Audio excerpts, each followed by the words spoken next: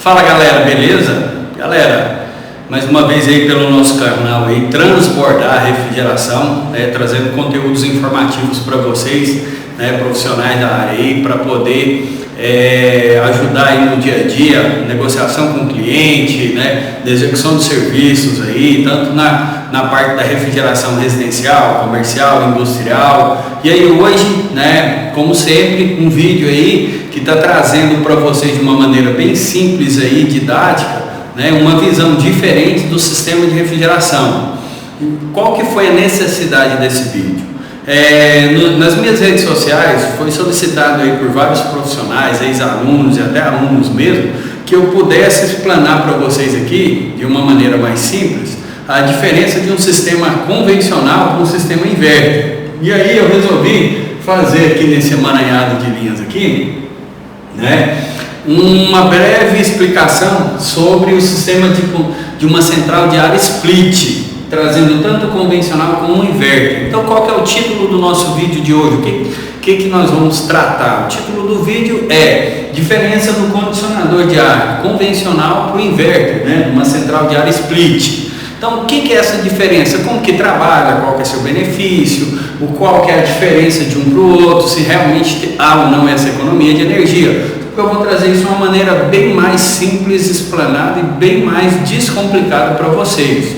Então, o que nós precisamos entender? A primeira coisa que eu preciso levar em consideração é como que o equipamento, uma central de ar-condicionado split funciona. Então, ela recebe ali uma informação que eu passo para ela através de um controle, e ela processa essa informação para entregar o resultado que eu desejo. E é assim que funciona. Então, se eu quero refrigerar um ambiente, eu vou determinar qual a temperatura que eu quero, mando o comando através de um aperto no botão do controle, ela recebe e a partir de ali a sua memória na placa eletrônica começa a trabalhar e processar toda a informação que eu mandei para ela para me entregar o resultado. Então vamos lá. De uma maneira mais simples, nós temos rotação por minuto, temperatura ambiente, temperatura do controle e temperatura do fluido. Jorge, o que é isso? Tá, espera aí que a gente já vai entender. A rotação é o quanto que meu motor vai girar, para poder circular o fluido refrigerante dentro do sistema. Então eu tenho que levar isso em consideração, por quê? Porque essa velocidade aqui indica com qual velocidade o fluido vai estar circulando no sistema. Então eu peguei aqui 1000 RPM, um valor hipotético para a gente trabalhar em cima disso e ficar melhor o entendimento. E eu peguei como base a temperatura ambiente de 40 graus. O que é a temperatura ambiente? Vamos supor que eu tenho uma sala e aí no momento que eu cheguei e liguei o meu equipamento, ele identificou através do sensor de temperatura que a temperatura neste ambiente está a 40 graus. Quando ele identifica essa temperatura, a primeira coisa que ele verifica é qual que foi a temperatura que o Jorge pediu no controle. Aí eu coloquei outro valor que foi 16 graus. Então olha só, ele verifica a temperatura do ambiente no sensor e também verifica a temperatura que eu pedi, que era no controle. Aí, nesse momento ele começa a trabalhar as informações e verificar o que deve ser feito para que o equipamento ele entregue para mim o que eu solicitei. E aí ele vai verificar como que eu vou baixar essa temperatura, com o trabalho do compressor lá fora e com a dissipação de calor e absorção de calor. Tem um vídeo aqui no nosso canal, que ele explana de uma maneira também simples como que cada um componente do sistema trabalha. Então olha só, por final aqui eu coloquei a temperatura do fluido. Jorge, por que você colocou essa temperatura do fluido?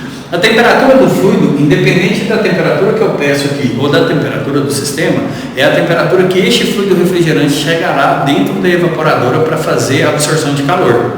Então, quando eu falo fluido, vocês entendam que é o fluido dentro da evaporadora. O que determina esse fluido nessa temperatura? É a pressão de trabalho quando você coloca o manifold lá na linha de baixo, ou seja, na linha de sucção. Jorge, por que você colocou somente a temperatura da evaporadora e não colocou na condensadora? Porque na maioria das centrais, né, de ar-condicionado split, você não tem acesso à temperatura da condensadora, ou seja, através de pressão. Você só tem a temperatura da evaporadora através da pressão, que é quando você coloca o manifold. Então eu coloquei essa temperatura e coloquei como 1 grau, que é um valor também hipotético muito usado aí no dia a dia. Então olha só, quando ele verifica as temperaturas, o meu compressor lá fora trabalhando, ele vai estar numa rotação de 1000 rotações por minuto, ou seja, 1000 RPM. Então vamos lá, o que eu preciso entender agora? Qual que é a diferença de cada um? Os dois sistemas, eles trabalham dessa forma, só que de maneiras diferentes. Jorge, que maneiras são essas? Um sistema convencional, como que vai funcionar? Eu tenho as correntes de trabalho, né, e corrente de partida. Como que funciona? Quando eu ligo a minha máquina e ele identifica a temperatura ambiente, verifica a temperatura que eu pedi no controle, ele vai mandar com que o meu compressor, o meu modo compressor trabalhe. Nessa hora, vocês vão verificar que a corrente nominal de trabalho do meu compressor, é o valor hipotético também aqui, é 5 amperes. Nessa partida dele, que é quando o eixo está, né, estacionário ali, ele está parado, para vencer a inércia desse eixo, há um grande esforço. Então, consequentemente, eu tenho um grande gasto de energia, uma grande corrente elétrica será gasta para poder fazer esse eixo começar a circular e atingir a rotação de 1000 RPM. Mas como assim, Jorge? É porque quando a minha placa identifica essa diferença de temperatura e manda a informação para que o compressor convencional parta, ele já quer de início partir um eixo estacionário com 1000 rotações por minuto. Então é por isso que nessa hora vai de 10 até, em caso, até 20 vezes o valor dessa corrente, né, nominal de trabalho. Então eu coloquei aqui embaixo, eu estipulei 10 como um valor padrão, 10 vezes. Coloquei que toda vez que o seu compressor num sistema convencional parte, ao invés de gastar 5 amperes, na partida ele gasta 50 amperes. Então olha só, isso é que você precisa entender para poder passar isso para o seu cliente e mostrar para ele que quanto mais vezes o compressor dele partir dentro de 1 hora, maior será o consumo de energia. Toda vez na partida, 10 vezes mais. Na partida, 10 vezes mais. Jorge, mas como assim? Como é que controla? Um equipamento mal dimensionado, um equipamento com falha de sensores, são N situações, carga térmica elevada, tudo isso, eu quero o ar aqui, minha central de ar aqui era para ser de 9.000, coloquei uma de 18, então ele vai refrigerar muito rápido, mas compensação ele vai partir mais vezes. O que eu preciso entender? Como que funciona essa partida? O meu equipamento, liguei, temperatura ambiente 40 graus, temperatura que eu pedi no controle 16, temperatura do fluido 1. A temperatura do fluido é mais baixa para que eu possa chegar tranquilamente na temperatura do controle. Quanto mais próximo tiver da temperatura do controle, mais dificuldade eu tenho de chegar. Mais baixo também eu tenho que me atentar, porque no sistema central de ar split eu não tenho sistema de degelo, então se eu passar a minha temperatura para baixo de 0, o condensado vai congelar lá na evaporadora formando gelo e eu tenho dificuldade de troca de calor e até mesmo uma obstrução total. Então olha só, toda vez que ele identifica essa temperatura, ele quer baixar porque eu quero no controle, que é o set point que nós chamamos. Quando ele atinge a temperatura do controle que eu pedi, o que ele faz? Ele, na partida, partiu 10 vezes 50 amperes. Depois, enquanto ele baixa do 40 para o 16, ele trabalha consumindo 5 amperes. Atingiu aqui os 16 graus que eu pedi no controle, ele desliga. Aí o motor para, o eixo volta a ficar no sistema estacionário, ou seja, totalmente inércia. Esse tempo aqui embaixo que ele ficou desligado, quem vai determinar é a carga térmica do ambiente, é quantas vezes que você abre e fecha a porta, a quantidade de calor emitido, se você está fazendo movimento ou não, se o equipamento foi bem dimensionado ou não. Então, quanto mais calor você, no momento que estiver desligado, deixar entrar no ambiente, mais rápido ele vai partir. E aí o que acontece? Atingiu 16 graus. Jorge, mas como que ele vai partir? Geralmente os fabricantes aí colocam 2, 3 graus, até 4 graus de diferença, né, que nós chamamos desse diferencial de temperatura, que é quando chegar, vamos colocar aqui 4 graus de diferença. Quando desse 16 chegar em 20, ele vai partir novamente. Aí, pum, partiu, o que acontece? 10 vezes mais na partida e depois ele volta a consumir os 5 amperes. Então, o que ocorre? Atingiu os 16 graus novamente, dos 20 até os 16, desliga. Vai ficar desligado somente enquanto tiver a temperatura entre 20 e 16. Chegou no 20, parte de novo. Então, olha só, toda vez que eu dou essa alavancagem aqui para a partida, o que vai acontecer? Eu vou desses 10 vezes no mínimo aqui de consumo dessa corrente. Então, quanto mais vezes o seu equipamento partir dentro de 1 hora, mais vezes você vai ver o seu aferidor de energia circulando mais rápido, o seu consumo de energia indo lá em cima. Então, olha só, diante disso, o que vai acontecer? Sempre que você chegar em um determinado local e essa máquina estiver partindo e voltando, você tem como mostrar para o seu cliente que aquela máquina, ela não é a máquina ideal e adequada para aquele ambiente. Tá, Jorge, mas e aí? Qual que é a diferença? Então, entenda. Desligado, rotação de 0 RPM, ou seja, eixo estacionário parado. Quando eu atingir o diferencial de temperatura que tem que ligar, ou seja, acima dos 4 graus, ele já quer sair do 0 para o 1000 de uma vez, 1000 RPM. Aí é nessa hora que eu gero os 10 vezes mais, as 10 vezes mais a corrente. Beleza. Então, Jorge, e o inverter? Como é que funciona? Então, o inverter é melhor? Vamos ver agora. O meu inverter também vai trabalhar aqui da mesma forma. Ele vai identificar os 1000 RPM, eu coloquei o mesmo valor, somente para poder, né, ficar mais fácil o entendimento. Não é que seja o mesmo valor. E aí, determinei que a temperatura do ambiente é os mesmos 40 graus. Peguei a temperatura de controle, coloquei que eu pedi os mesmos 16 graus e coloquei que o fluido vai estar chegando na evaporadora com 1 grau de diferença. Perdão, 1 grau de evaporação. Só que aí, o meu sistema recebe essa informação, igual eu disse aqui, no meu sistema convencional, o inverter também vai receber. Eu mando a informação do controle, a placa recebe e processa. Só que no momento que ela processa e manda o sinal lá para a unidade do condensador lá fora tem outra placa que recebe esse sinal, processa, e nessa placa eu tenho um inversor de frequência. Esse inversor de frequência ele vem programado para fazer o seguinte: fazer uma partida suave do motor, uma partida em rampa. Vocês já devem ter ouvido falar muito isso. E aí eu vou só explicar o que é essa partida em rampa. Ele não mais quer sair do 0 para o 1000 de uma vez.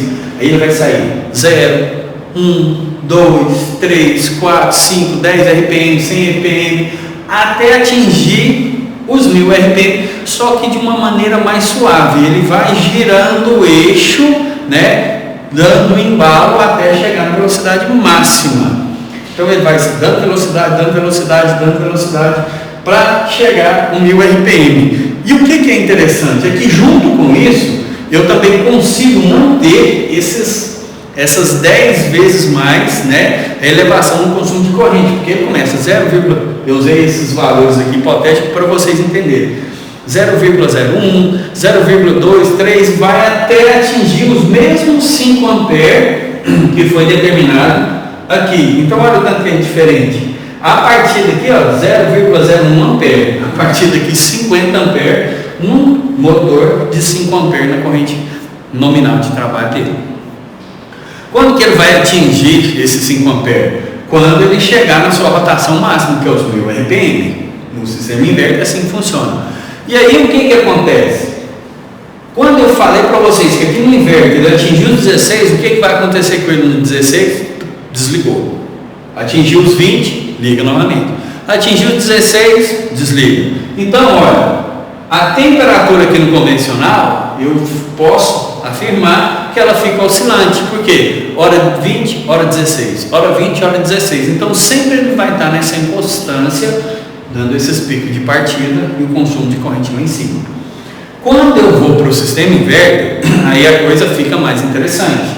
À medida que a temperatura vai caindo, ele também vai baixando a rotação, isso que modula o inversor de frequência, À medida que a rotação do compressor vai baixando, olha, 1.800 RPM, 600, 400, também vai baixando o consumo de corrente, ou seja, o que era 5 amperes aqui na rotação máxima vai caindo para 3, 2, 1, até chegar um determinado momento que eu atingi os 16 graus no meu controle.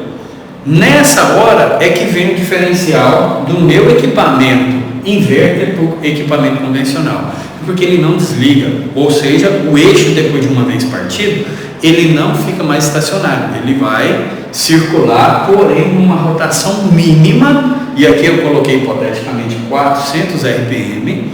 Essa rotação mínima é para garantir que o ambiente permaneça em 16 graus. Então olha só, aqui eu tenho uma temperatura fixa, chegou em 16, ele vai manter essa rotação para a temperatura ficar constante, enquanto que aqui é 16, 20, 16, 20, e fica oscilando o tempo todo. Ali não, mantém 16. E consequentemente com isso o motor ele não tem essa parada, automaticamente na menor rotação o consumo de energia também é lá embaixo. E aí nessa hora é que o meu equipamento ele tem essa vantagem de economia de energia em cima do convencional, mas o que eu preciso entender é que também com esse sistema eu consigo uma temperatura instável, não vou ficar aquele liga e desliga.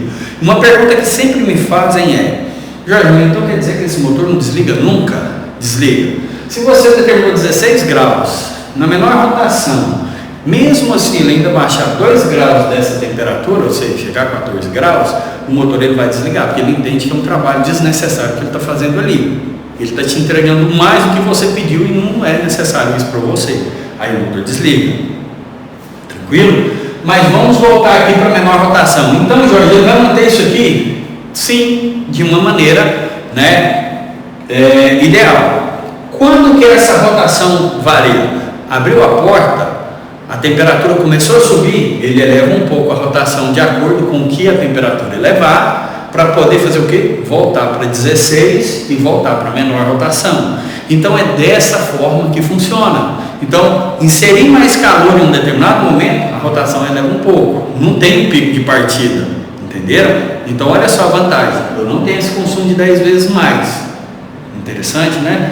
Porém, quando isso acontece, o seu sistema ok, mas não sei se é o caso de vocês, eu já ouvi muita gente falar que o sistema inverter não tem eficiência. Por quê?